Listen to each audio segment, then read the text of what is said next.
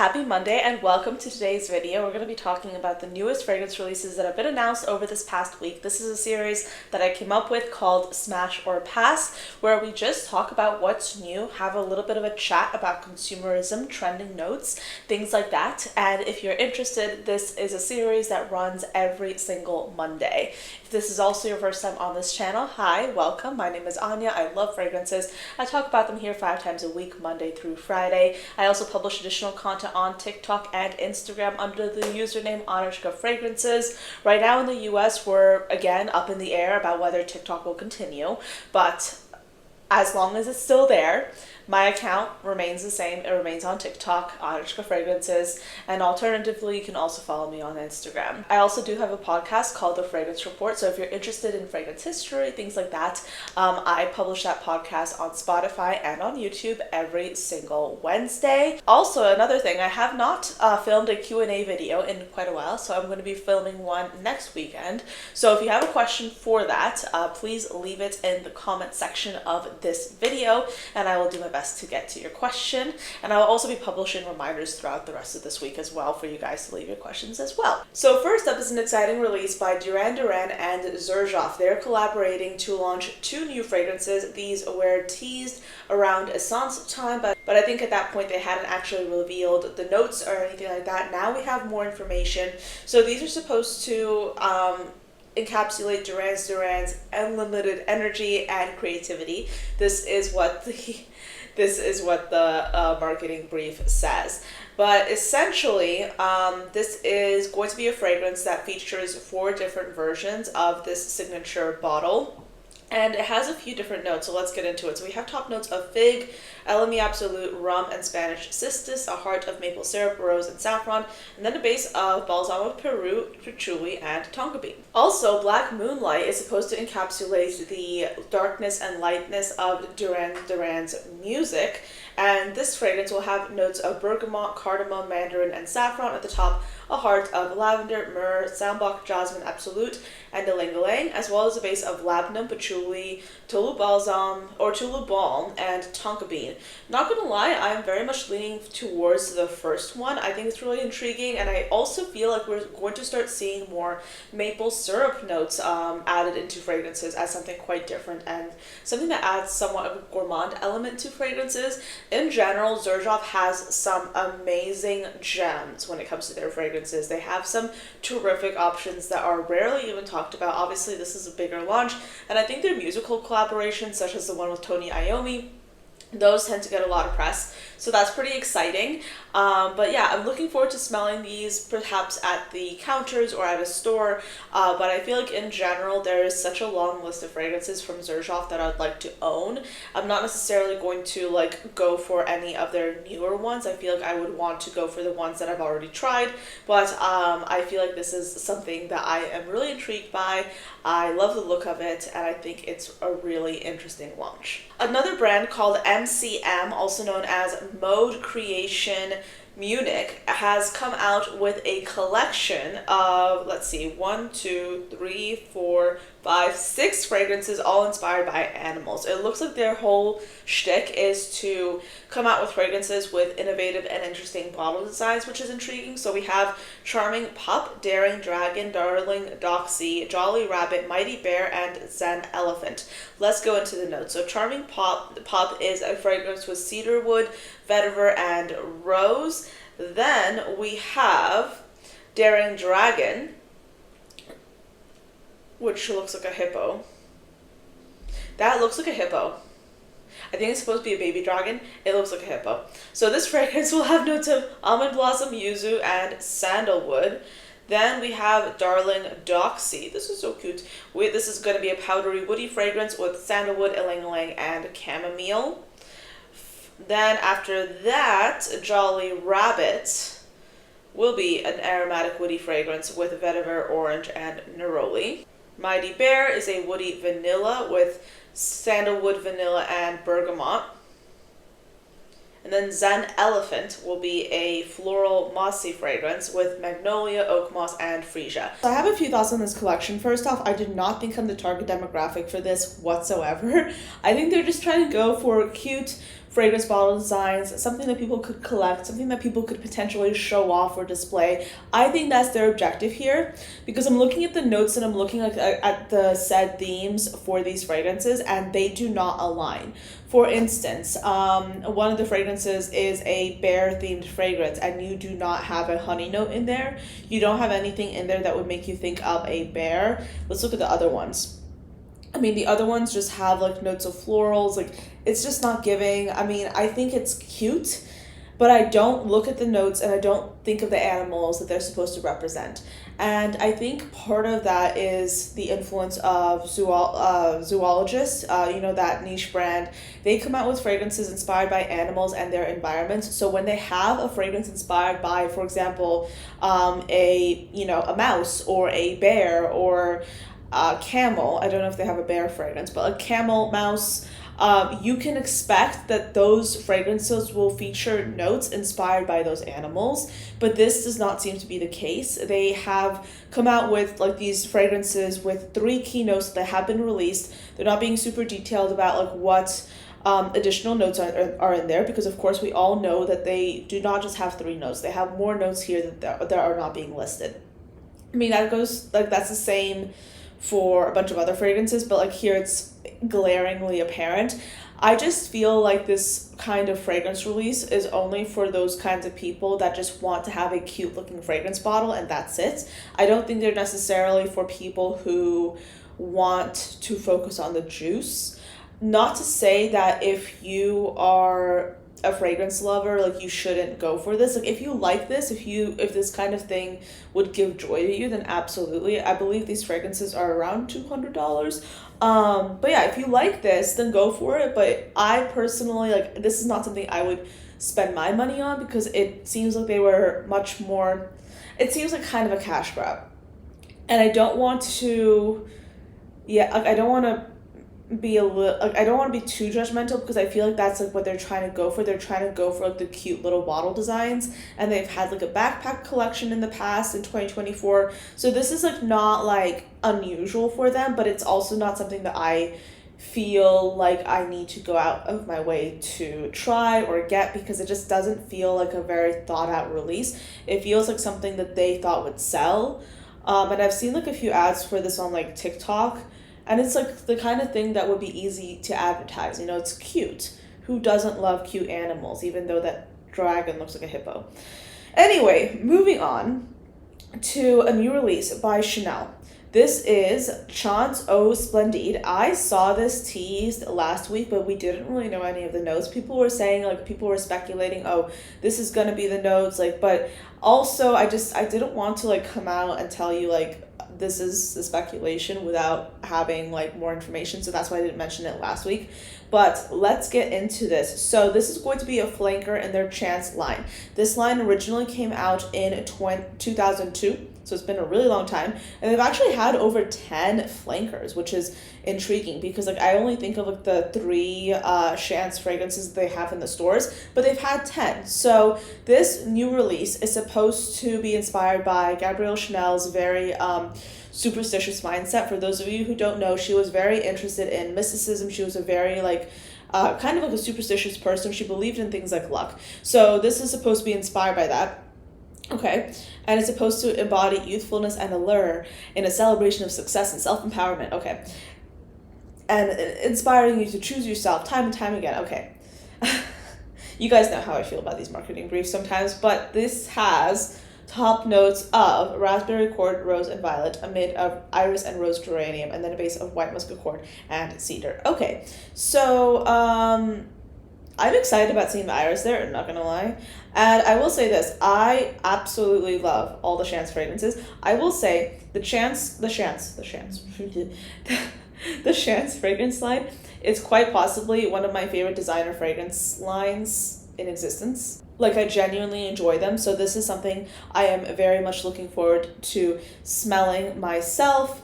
I'm excited about this one. So yeah, Chance Eau Splendide. I will definitely be getting my nose on this one as soon as possible. Okay, something for the guys. We actually have a few new male forward releases that I think some of you might find really interesting. We have A Men Stellar by Mugler. This is a new cologne for men. This is another flanker. So this will have top notes of pistachio and bergamot, a heart of lavender and mint, and then a base of coffee, styrax, warm, musk, and tonka beans. You guys know how I feel about Mugler. Or do you not know? I don't know. Have I mentioned this before? Let me reiterate. I feel like sometimes the Mugler line post-acquisition by L'Oreal has just become less relevant to me. I'm sorry if you love the new releases by Mugler. I personally do not. They discontinued Aura. I know that's supposed to be a feminine leading fragrance, but they discontinued Aura, and after that, I'm sorry, I can't take them seriously. So this seems interesting. If these notes speak to you, definitely go for it. I'm not too excited about this though. I mean, this is also meant for men. So like, if you're a guy and you find this interesting, go for it. But yeah, this is just something I wanted to put out there. Okay, another release is Mercedes-Benz Club Black. This is another flanker, and I feel like this Mercedes-Benz fragrance is so iconic, and I have not smelled it yet, so I feel like I'm missing out on it right now. But this is supposed to be a fragrance that's a collaboration between Olivier Cresp, Hamid Muradi Kashani, and Fabrice Pellegrin. And this is supposed to be a more lavish, woody version of the original Eau de Toilette. And this will have top notes of Calabrian bergamot and elemi, a heart of vanilla, jasmine, and musk, and then a base of myrrh, ambrox, super, and amberwood. This sounds really good. I love ambrox. I love like woodier kind of fragrances. Like this sounds like it would be right up my alley. Like I would really like to smell this personally, for me at least. But I also haven't smelled the original Mercedes Black, or yeah, is that what it's called? Mercedes-Benz Club Black or Mercedes-Benz fragrance. Let me know, have you smelled it, and if so, what did you think? I'm really curious to hear your thoughts. We also have a new release from the collaboration between Aromatix and French Avenue. If you don't know, Aromatix is one of the biggest male fragrance content creators here on YouTube and all across a lot of other social media platforms as well. So he has fragrance videos that he caters towards men mostly, and he's had this line with French Avenue that's been pretty successful, and this is a new release from this line. So this will have notes of Madagascar vanilla, bourbon vanilla, and vanilla caviar at the top, a heart of rum, jasmine, and vanilla, and then a base of vanilla absolute, caramel, oud, and tonka bean. This does sound really interesting. Do I need a spicy, boozy vanilla in my collection? No. But in terms of affordability, this is pretty good. I believe these fragrances go for around $60 a piece. And also, I think, yeah, I feel like this is a good solid release. So if you're interested in finding a fragrance, or if you're interested in a new fragrance that adheres to this scent profile, this might be for you. But as many of you already know, I do not need another vanilla fragrance, so this is going to be a pass for me. But yeah, let me know what you think. Okay, so we have another new launch from YSL. They are launching Gold Supreme Bouquet. So they've been launching a lot of these kind of like new kind of flankers / new iterations of some of their fragrances. This is the latest one. So this will have top notes of tuberose and ylang-ylang, a heart of jasmine sambac, and then a base of honeyed nectar. So yeah, this does sound interesting. I feel like, not gonna lie, I've done like a few videos where I've talked about fragrances that I don't need, where I've talked about fragrance categories that I'm already good at, or I'm already all good at, that I don't need to get any more fragrances in that category. I've already done this video like I think 2 weeks ago at this point. But one of the categories that I really don't need any more of at this point in time would be florals. Like I think I'm good when it comes to kind of like slightly indolic leaning florals. I don't really need any more. And this is kind of something that goes like along the lines of that in my opinion. So I don't really need this. I would like to smell it obviously for research purposes.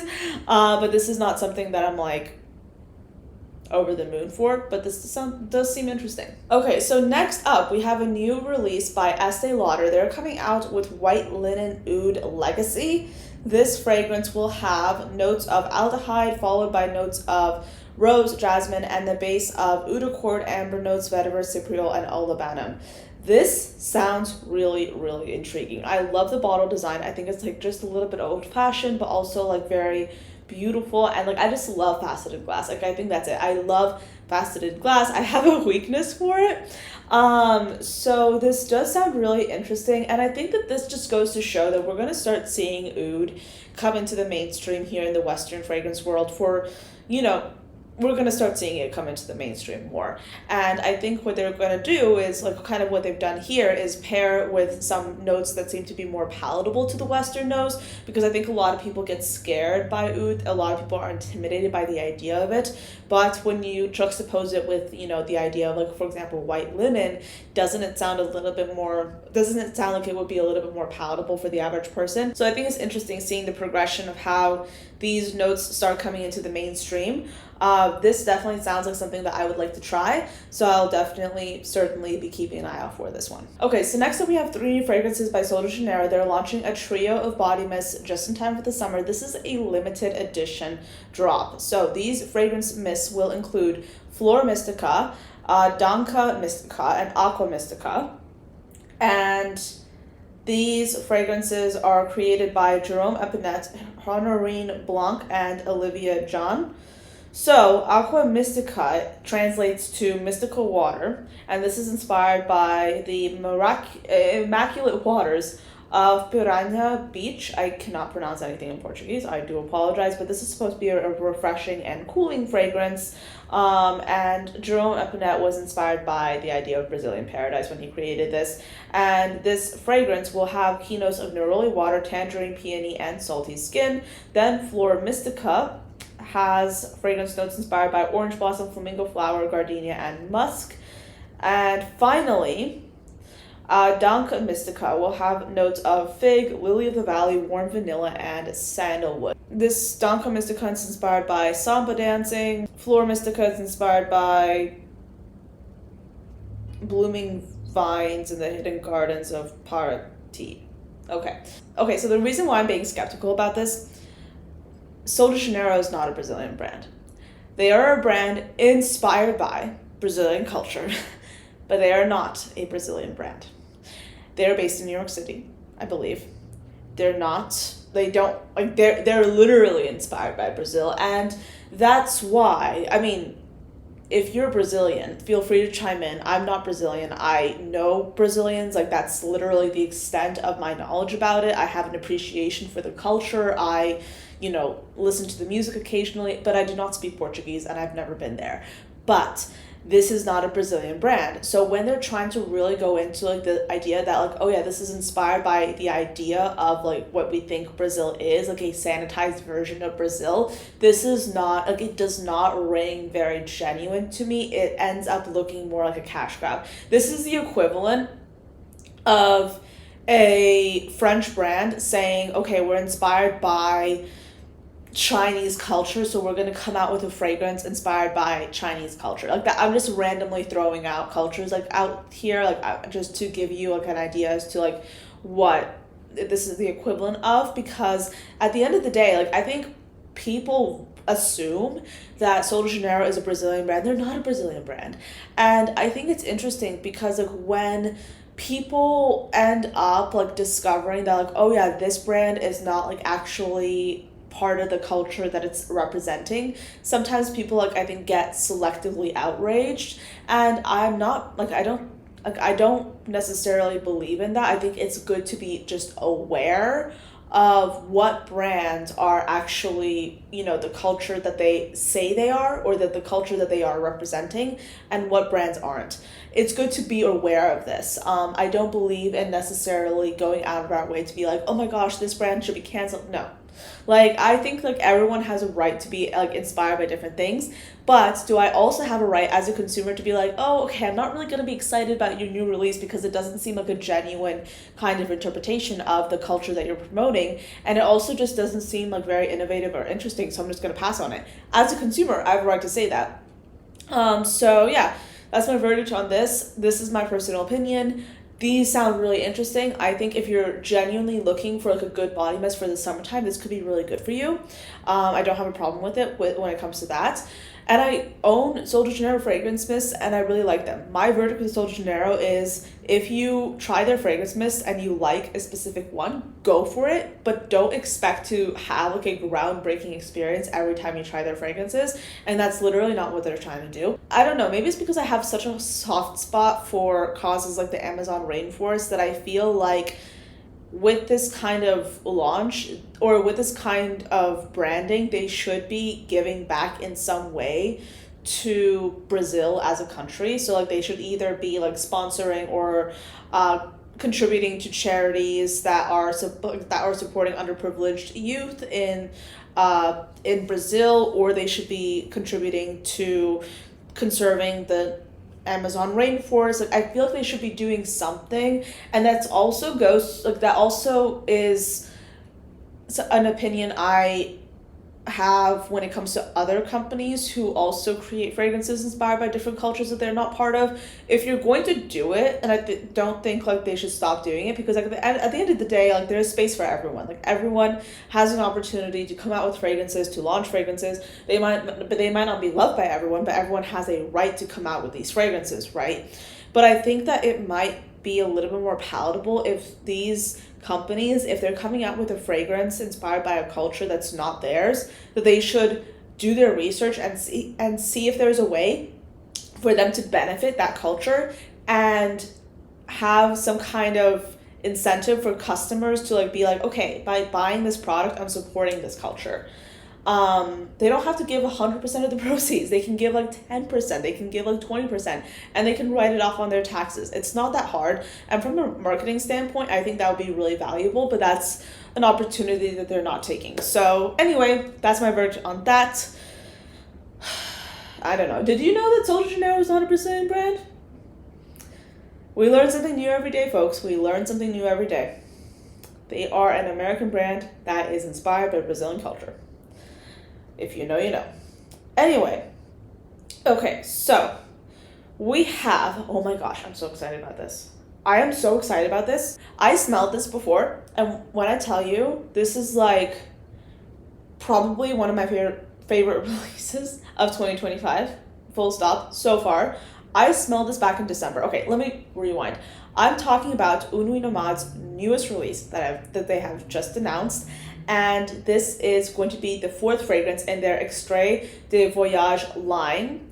And this fragrance will be called Une Nuit Nomade. I am so excited about this. I smelled this at Scent Explorer in December, and I was like, this is so good. Like that was easily probably like one of my top 3 fragrances that I smelled there. And obviously I could not talk about it, but now I can. And I'm so excited about this. So let's get into it, because I think you guys are also going to be excited about this. So this has almond, wheat absolute, pure jungle essence, and conscious vanilla, bourbon vanilla. Essentially, it's supposed to smell like Wheaties, like kind of cornflakes, and it smells so good. Like I'm going to get a bottle of this, but like I love this so much. Like this is easily one of my favorite fragrances that they've launched so far. This is so good. Like this is so good. It's gourmand, but like a very like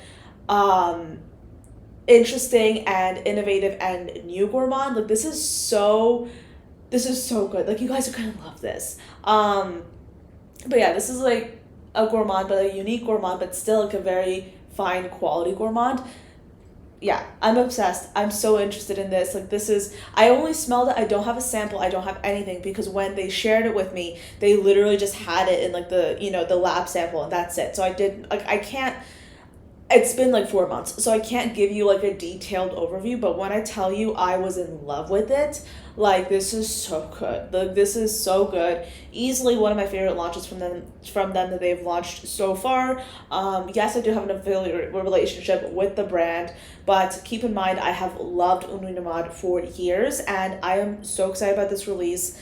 Yeah, this is so exciting. I am looking forward to this for sure. Okay, we have a new launch from Denan. They are launching Kimono, which is a really interesting fragrance with notes of magnolia, silk, rice flower, lipstick, and powdery notes. I think when I've talked about like wanting like a powdery fragrance, or like a lipsticky powdery fragrance, I think a few of you mentioned kimono, and I think I missed it in like some previous videos, but I want to incorporate it into this new releases video just to let you guys know if you're unaware. This is a new release by Denan. I'm personally really excited about this. I will be smelling this in store at RL Shoshana when I go there the next time.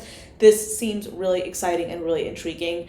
At this point, if a fragrance has a lipstick note, I'm smelling it. So this is something I'm trying. I'm looking forward to it.